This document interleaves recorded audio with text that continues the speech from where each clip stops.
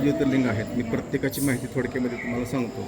हे पहिलं जे ज्योतिर्लिंग आहे हे सोमनाथ आहे.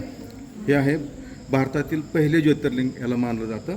हे आहे गुजरातमध्ये वेरावळ या ठिकाणी. हे दुसरं आहे, हे आहे मल्लिकार्जुन. हे आहे आंध्र प्रदेशमध्ये पर्वतावर वसलेले ज्योतिर्लिंग असून अत्यंत जागृत असं मानलं जातं.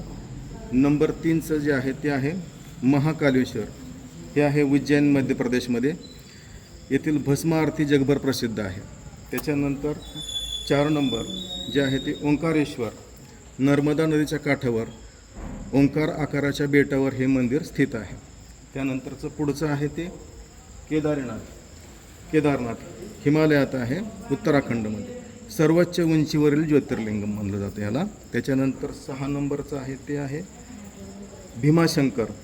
भीमाशंकर हे पुणे, महाराष्ट्र, भीमा नदीच्या उगमावरती याचं ठिकाण आहे.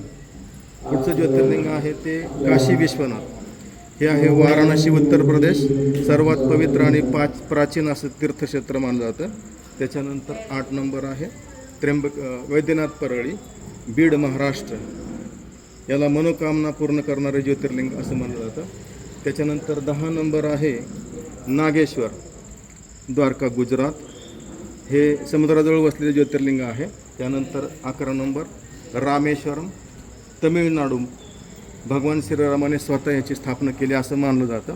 आणि शेवटचं ज्योतिर्लिंग आहे घृणेश्वर.